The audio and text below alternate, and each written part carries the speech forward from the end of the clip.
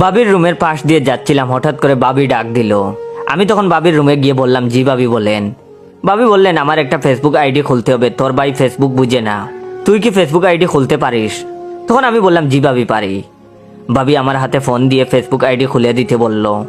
আমি তার ফোন দিয়ে আইডি খুলছিলাম, হঠাৎ করে মাথার মধ্যে শয়তানি বুদ্ধি বড় করলো।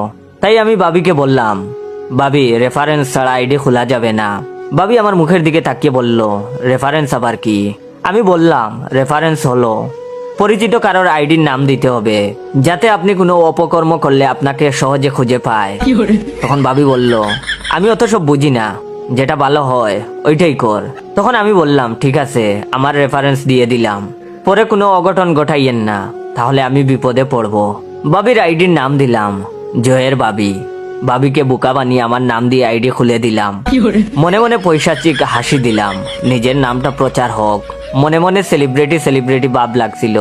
আমি ছাড়া বাড়িতে মোবাইল সম্পর্কে তেমন বুঝতো না কেউ। একদিন বাবা বলল ফেসবুক আইডি খুলে দিতে। বাবাকেও বাবির মতো বুঝ দিয়ে বোকা বানিয়ে আইডি খুলে দিলাম। বাবার আইডির নাম দিলাম জয়ের বাবা। বাবা তখন ফেসবুকে আমার ফানি ফানি ভিডিও দেখে আর খিলখিল করে হাসে। বাবার হাসিতে মা প্রচন্ড বিরক্ত।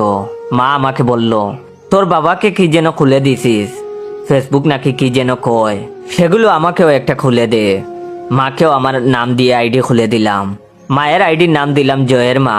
বাবার মতো মাও এখন ফেসবুকে ফানি ফানি ভিডিও দেখে আর হাসে। বাড়ির সবার আইডি আমার নাম দিয়ে খোলা। বেশ কিছুদিন কেটে গেল, বন্ধুদের সাথে আড্ডা দিচ্ছিলাম।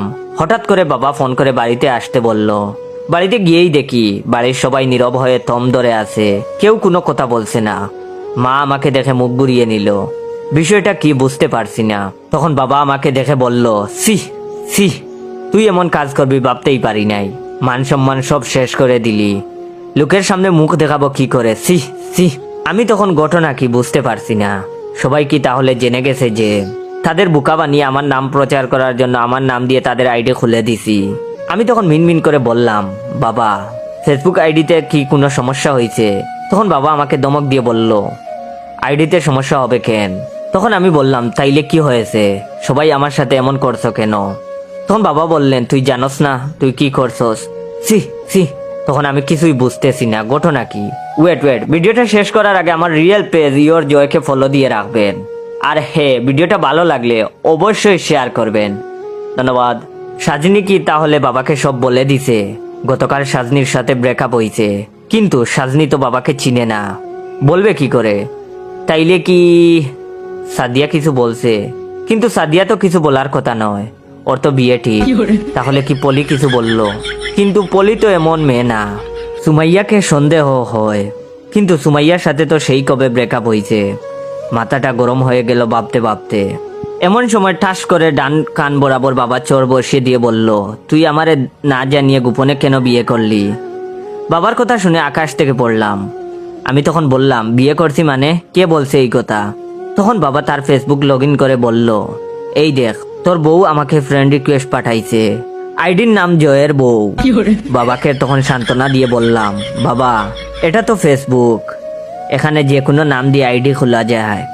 ওয়েট, আমি আবারও বলছি, আমার রিয়েল পেজের নাম ইওর জয়। অবশ্যই আমার real page your joy follow দিয়ে রাখবেন। আর যারা যারা লাইক কমেন্ট শেয়ার করেন নাই, অবশ্যই লাইক কমেন্ট শেয়ার করবেন। ধন্যবাদ। বাবা তখন আমার বাম কান বরাবর আরেকটা চোর বসিয়ে বলল, তোর রেফারেন্স ছাড়া তোর নাম দিয়ে জয়ের বউ আইডি খুললো কি করে? তুই কি আমারে বুকা পাইছো? উল্টা পাল্টা বংসং বুঝাস। এরপর মাকে অনেকক্ষণ মুখ নাড়তে দেখলাম, কিন্তু কোনো সাউন্ড শুনলাম না। দুই কানে চড় খাওয়ার পর কিছুই শুনতে পাই না, শুধু দেখতে পারি।